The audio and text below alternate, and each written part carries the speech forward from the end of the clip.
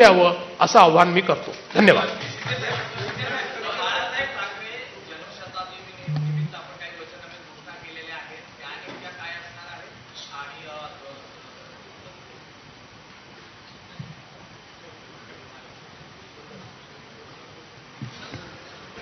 जन्मशताब्दी निमित्त बाळासाहेबांचा 80% समाजकारण 20% राजकारण जे त्यांचा मूलमंत्र होता, त्या माध्यमातून या ठिकाणी आरोग्याचे उपक्रम असतील, शैक्षणिक उपक्रम असतील, त्याचबरोबर जे जे आपल्याला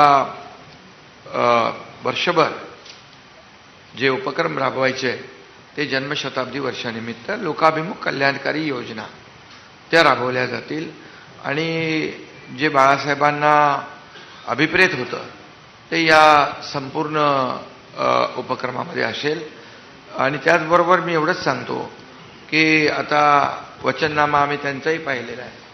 त्या वचननाम्यामध्ये हा कुठलाही हिंदुहृदय सम्राट बाळासाहेब ठाकरे यांचा उल्लेखही नाही साधा.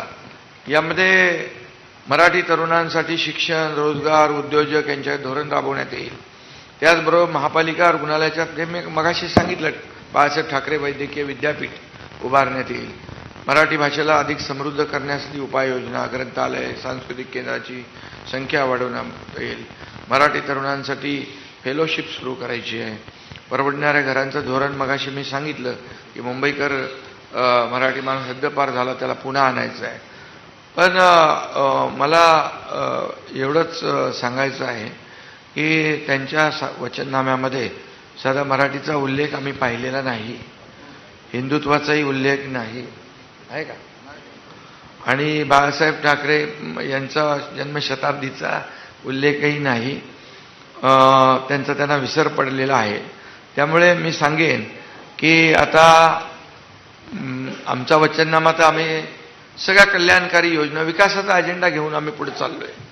आणि त्यामुळे त्यांचा वचननामा फक्त त्याच्यामध्ये जे दररोज बोलतात टोमणे, तर टोमणे नामा किंवा घोटाळे नामा, टोमणे नामा आणि हलफनामा पाहिजे.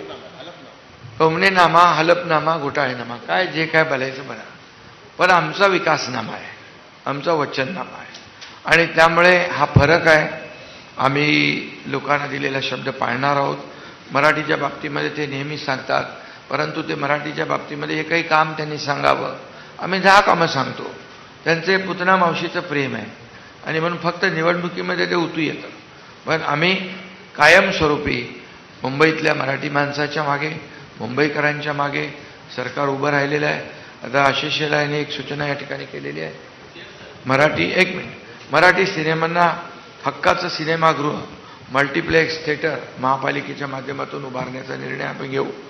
मराठी नाट्य, संगीत, कला, कलांसाठी 3 मराठीसाठी नाट्यगृह उभारण्याचा संकल्प आम्ही केला आहे. तंत्रज्ञानाच्या आधारावर AI पोर्टल आणि अल्गोरिदम ऑडिटवर भ्रष्टाचार विरहित मुंबई महापालिका देखील करण्याचा संकल्प या ठिकाणी केलेला आहे.